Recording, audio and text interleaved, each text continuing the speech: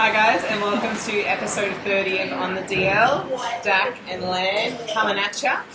Today we want to cover the top 3 mistakes in lean mass gain. Obviously, we are experts. Now, the first one I want to cover is definitely something that I can falter into, trying to stay too lean.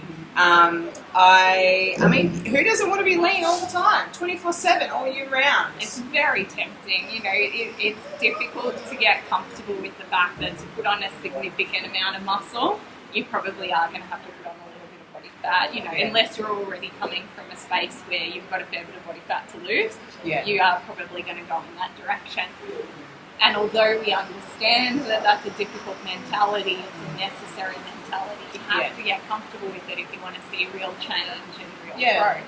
It's all about doing one thing at a time. You know, like I had a client come to me recently who was like, I want to put on muscle, but I really want to lose fat. I'm like, okay, which one do you want more right now in this second? Because like it's not about you can only have one. It's more so which one do you want to work on now? Because in most cases, if you try and do both, you're going to be really feeling like you're just never going to get anywhere. Well, and even if you do recomp, which is fine for some people, if all you want to do is put on a small amount of muscle mass and drop a little bit of body fat. But who's going to be okay with that? Recomp is great. Who's going to be But most people, once they achieve what they thought was their ideal physique, they change what their ideal physique was. 100%. So, you know, I want 30 centimetre biceps and now I want 35 centimetre I've got 30, let's go 35. It's like, okay, we've reached here and now let's go over here. Which is natural. It's completely human to want more than what you've got.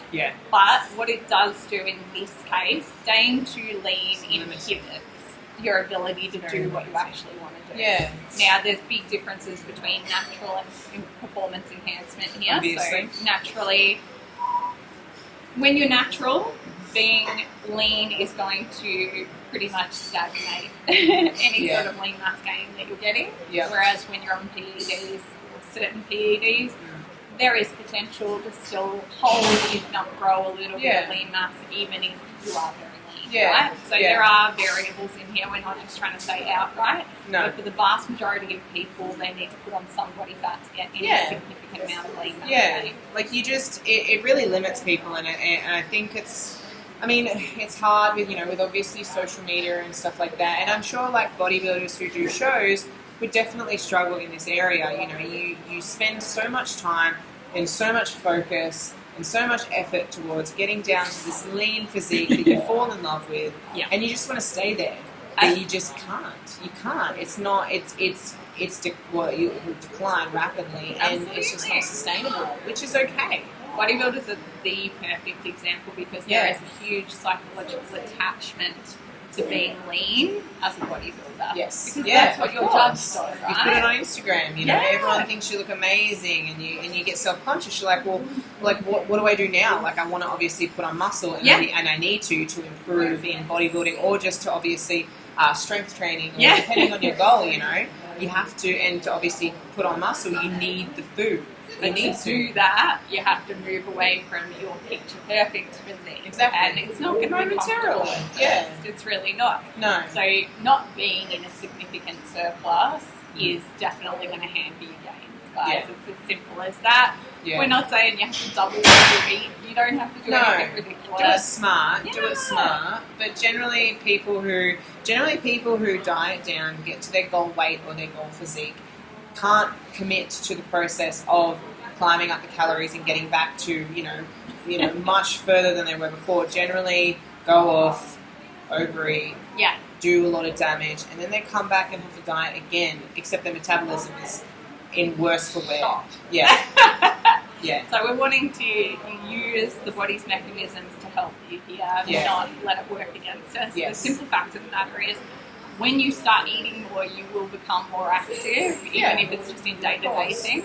So the surplus that you think you're in, you're not actually in. Because you're eating more, you're expending more energy on top of that. If you do put on lean mass, you're then expending more energy. So the surplus has to creep up. Of course. Which is amazing. Because who doesn't love food? But if it doesn't scared of it. especially coming from that bodybuilding background, it can be very fearful. Yeah. But if you don't let it come with you, you are limiting your gains. It's 100%. as simple as that. You've got to let it go with you. You have to. And, you know, that comes to our next point, obviously not staying in a surplus long enough. You know, we spend so much time in a deficit and we're so happy to stay there because we see the results in photos, we see the results on the scale, we see the results in, you know, how we feel in our measurements. But obviously when you're in the surplus trying to just build muscle, you know, other than, you know, if you're doing calipers, you know, a few grams every few months, it's really, you know, can be quite hard to see progress in that time. Absolutely. You're not going to, 9 times out of 10, you're not going to see your progress when you're in a bulking phase until you do go through the cut phase. And that's the hardest thing about it. You have to really trust the process and invest in it. And a lot of people really struggle with the motivation side of things. So, you know, obviously, you know, powerlifters have competitions, bodybuilders have competitions, people have weight goals. Like, what's the goal other than, well, I'll just eat this food for a little bit and then I'll cut in a few months, I guess. I worked as a bodybuilding coach for nearly 10 years. And during that time, I saw client after client after client not progress year to year. And the reason behind it is simply that they were so uncomfortable with letting their lean status go that they could never actually progress. So even though they really did want to improve their physique, they weren't in a position to. They just weren't allowing themselves to. Exactly right. And it didn't matter what the coach said, they would sneakily not eat enough or whatever else. And then there's the people that are really committed to the cause, and you see it. They'll take a 2-year off season, and it's so uncomfortable. They hate feeling like that, but it's because they know that that's what it takes, and that's really what you have to commit to. In any sort of lean mass gain, you have to commit to being a little bit uncomfortable. Yes. Again, we'll reiterate, we're not talking about if you want to put on a couple of 100 grams of lean mass here. You know, sure, you can recomp and you can do that. That's pretty easy, you know, beginner gains, you know, and stuff like that. Obviously, it depends on the situation, but, you know, if you're someone that actually wants to put on some decent size, you have to really work on or question your relationship with food and say, okay, like I need to improve this because obviously I need the food to grow. I need to see this as nourishment and fuel rather than something that keeps me looking a certain way. And it doesn't help that more people are going to comment on your physique when you're lean than they will when you're bulking, even if they're impressed. The attention, you know, it's and that would have a huge part in it. You know, obviously when you're lean, you feel good, you feel jacked, and then when you get a little bit softer, you're like, I'm losing muscle, but I'm not. But I don't want to eat the food, but I need you to grow, and it's kind of like... I can't see the muscle, so it must be disappearing. Exactly.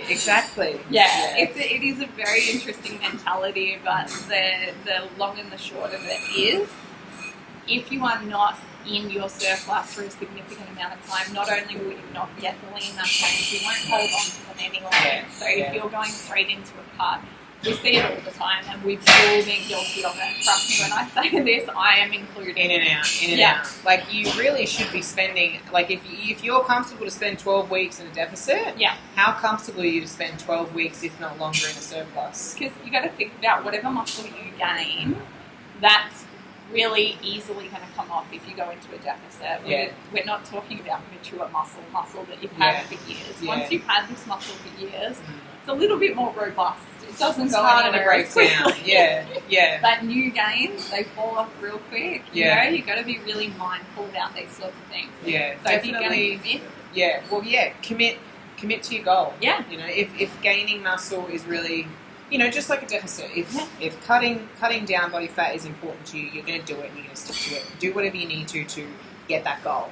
Just like being in a surplus and, you know, getting that lean mass gain. If it's important to you, you've got to do the process. You have to. Whether it makes you uncomfortable or not, you've got to know, okay, well, this is the goal that I have, and I've just got to do it. I've just got to shut up and do it. There's no shortcut. There's no way around it. You just got to...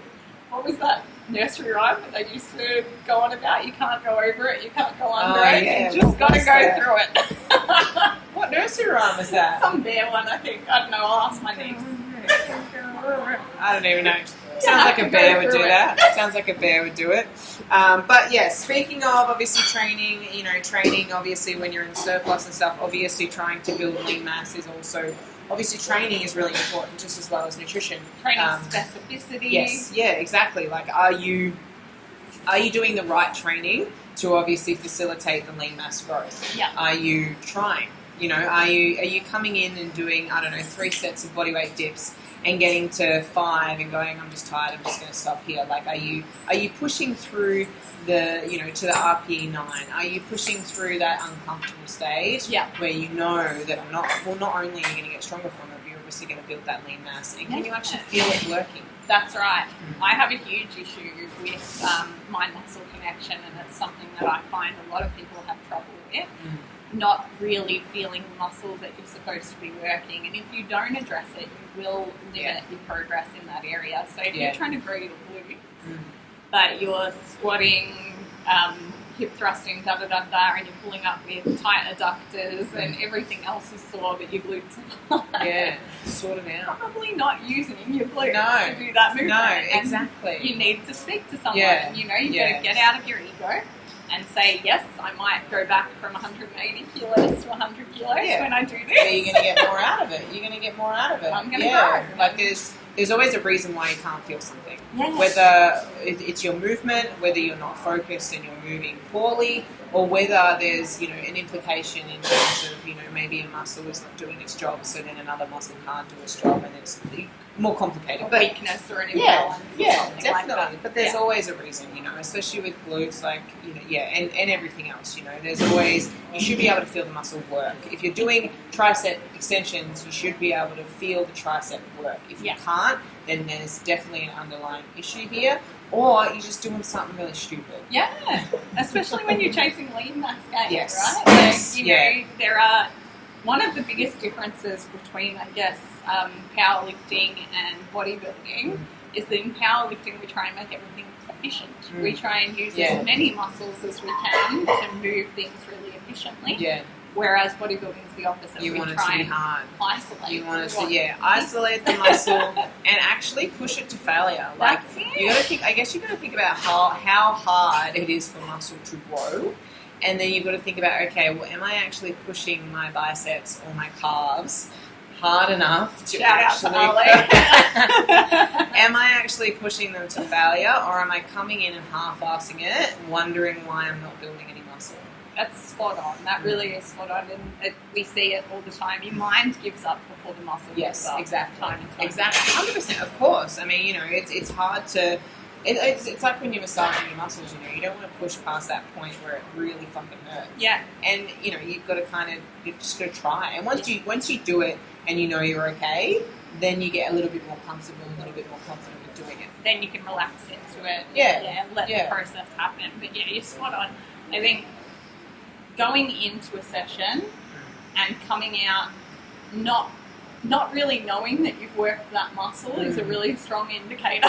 Yes. That you didn't really do, your session didn't really do what you were hoping it would. Yeah, exactly. And obviously programming comes into it, having a plan, obviously, if you don't have a program and you've done, bicep curls the last 3 days, you're probably, you're probably not going to do them very well on that 4th day. So it's definitely having a program, having a plan is going to obviously make you more effective in making sure you're hitting everything as many times as you need to into the intensity that you need to.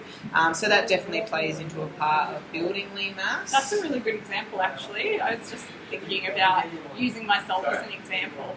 I kept saying that I wanted to grow my glutes. But I didn't want to give up anything else. I kept sort of being like, but I still want to do my pull-ups, I still want to do my deadlifts, I still want to do that. And even though I knew they weren't the right exercises for what I was trying to achieve, I kept trying to include them in my programming. Yep. And it's not until you sort of just let that go and say, I may not enjoy this training as much, but it's going to get me the outcome that I'm after. Yeah, 100%. Unfortunately, we don't enjoy a lot of it. Yeah. There's a small percent that we do enjoy. Yeah. But you don't really enjoy hard work all of the time. It's also about what you want to get out of it. So definitely having a plan and making sure you're actually feeling what you're doing and pushing to that RPE 9. That's right. Yeah. With hypertrophy, you can. Yeah. Everything. And you need to. Otherwise, you will get nowhere. You won't grow. You will get nowhere. Yeah, 100%. So, trying to stay lean, You know, you've got to give it up. You've got to grow. You've got to get to that surplus, be comfortable with it, and accept this is what you need to do to put on that lean mass. We can't expect our body to do so much on so little food. Yeah, get comfortable with being uncomfortable. Yeah, 100%. And obviously that surplus, stay in it long enough to actually grow some decent muscle that you can keep and that you can hold on to. Yeah. You know, enjoy the food. Because you're going to be so disappointed if you cut and you look There's exactly nothing there. the same. There's nothing there. So stay in it long enough to actually build something incredible. And then obviously training. Have a plan and make sure you can actually feel the muscle that you're working and make sure you're actually working the muscle hard enough to grow muscle. Yeah. Yeah. It's all about what you put in, guys. Exactly. Easy. Awesome. Thank you for watching, guys. Definitely subscribe, like, do all the stuff that you should do. You should already be doing. But thank you for watching, and we'll see you next week. See you next week.